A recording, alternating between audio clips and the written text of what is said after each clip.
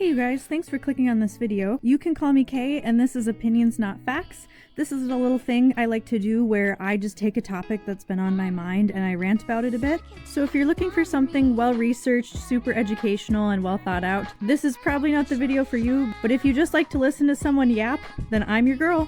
A few little pieces of context today. What I'm going to be drawing today is something called neurographic art. It is a really fun meditative technique that's used in art therapy, and I love to teach it to my students because a lot of times they get really overwhelmed, and tapping into this more meditative side can be very helpful. Plus, it's a really unique style of art, and the outcomes can be really different depending on what you do. I highly recommend you give it a shot. There's tons of cool YouTube tutorials you can try. I'll link one in the description box below. The other thing is that I am sitting in a house that is about 56 degrees right now. It is unearthly cold here. I am up by the Canadian border, so it's horribly cold.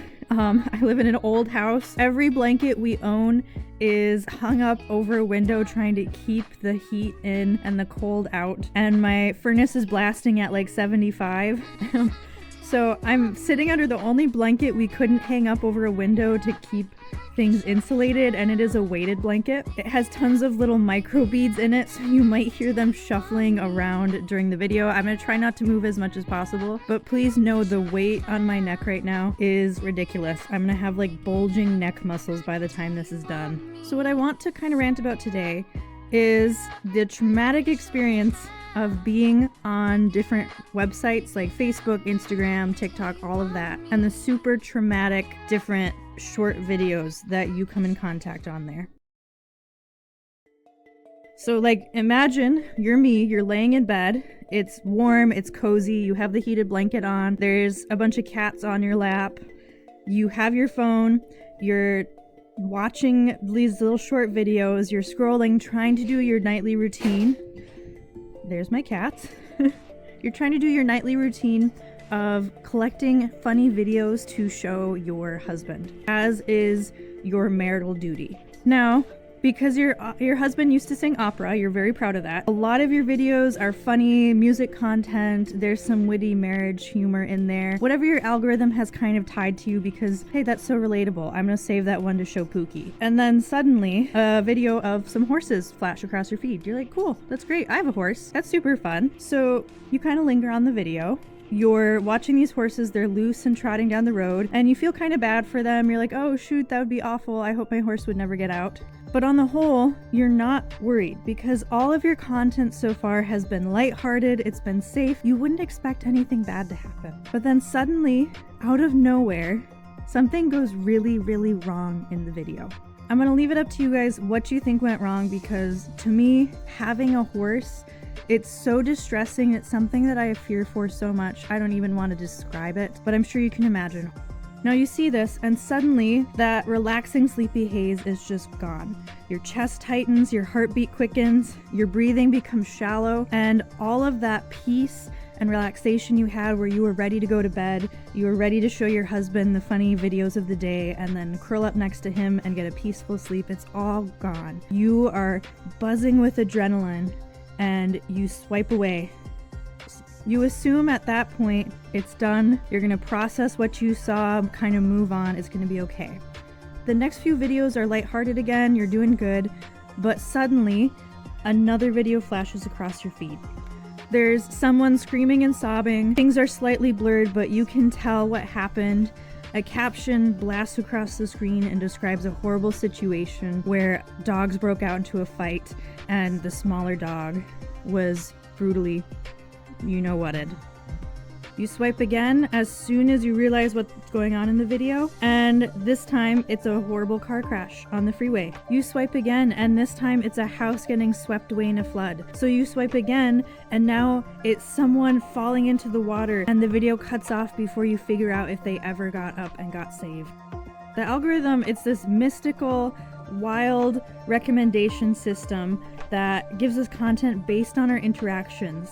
A like, a share, a comment, any of that stuff, even just lingering on a video, is enough to suggest to the almighty algorithm that you're interested in this content. I think most of us are probably pretty aware at this point that the algorithm is trying to get us addicted. It's meant to keep us there, keep us pulled in and scrolling for hours and hours. We're pretty used to that concept by now, and we know some of the dangers associated with it. We know that sometimes it turns you into a feedback loop where you just get the same ideas over and over. You get left being convinced that everyone thinks like you. It creates extremists, it entrenches people in false beliefs, all those different things, and we all criticize it for that. We're aware of that danger, but what I feel like we talk about less is the really devastating ability of the algorithm to repeatedly and consistently traumatize and re-traumatize us. And I cannot decide if this is intentional or if it's the unfortunate outcome of this system that was designed to help entertain us. The content I'm thinking about and talking about in this video is often really extreme in nature. It's these really intense depictions of natural disasters, different human depravity, and just everything in between. These videos are often carefully cut so that you don't know immediately what's going on. You have to kind of sit there for a second and go, wait, what's going on? And they don't usually openly and directly state, hey, this video is of this. So oftentimes you're kind of nervously sitting there trying to figure out what's going on, and then suddenly you're hit with this brutal, ugly, scary thing that just happens. They're also usually subtle enough or edited in such a way that they're not going to get picked up by flagging systems, and you have to kind of really argue that they're in violation of terms and services. They're blurred out, they're cut off right beforehand, there's not a literal depiction of the thing, but it's heavily implied and we all know what happened. So usually it has the same sort of traumatic response because we all know what happened, even if we didn't directly see the actual gruesome thing. What really bothers me about these videos too is that oftentimes people are doing a very normal and responsible thing. They get freaked out, they're in shock, so they take a moment to process, to breathe. Maybe they go, I don't know what I just saw, so they try and watch the video a second time to understand what they're seeing. Or sometimes even they realize something's wrong and they go to the comment section to get answers or to like the description, and they're trying to read that to understand. They're trying to get context, and that's a really good, healthy thing to do. It's very normal and reasonable behavior. Yet to the algorithm, this is interaction. This is you showing that you want this content. And so a lot of times you're rewarded for being a pretty healthy and responsible individual. You're rewarded badly for reacting in a good way, given the kind of content that was just thrust in your face. And then suddenly the next thing you know, all of your videos are these horrific pieces of content. You're just inundated with the most extreme and unpleasant content someone can feasibly sneak through the algorithm.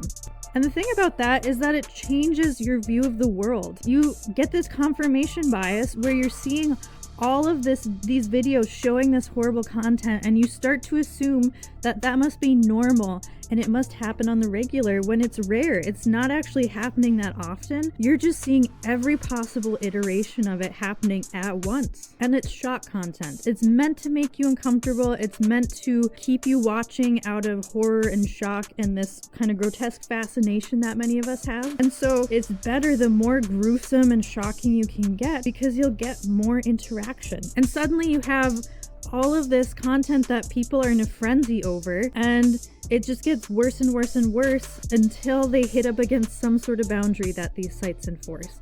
And often that can be kind of loose.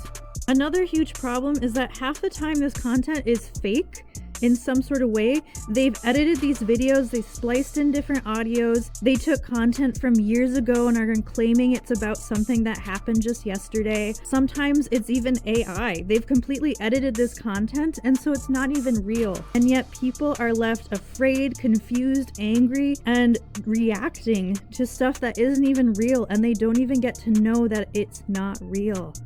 There's something so disgusting about that to me, to be lied to in that way, because even if these people don't directly, claim that this content is real, they're putting it out there under the assumption that people will think it's real, and then they, the poster, will get what they want based on people having a normal fight or flight reaction, assuming it's real and reacting accordingly. And the problem with this is that it leaves people with this false reality of what the world is like. It convinces you that all pit bulls are vicious, that all people are dangerous, all this, all that. It leaves you with this very confirmation bias, tragic, reactive, anxiety-based view of the world, and suddenly everyone's evil and you're never safe. And can you imagine the cognitive dissonance of every night being bombarded with that, and then every day having to get up and live in the world where that's not our normal everyday reality for the most part? You either are constantly having to live in this cognitive dissonance, which is mentally exhausting and overwhelming, or you start isolating and moving yourself into the reality that those shorts and reels and things gave you, because you're cutting off people and you're distrusting everyone and everything, and you're so anxious that you make it your reality, that the world is a scary, tragic, horrible place.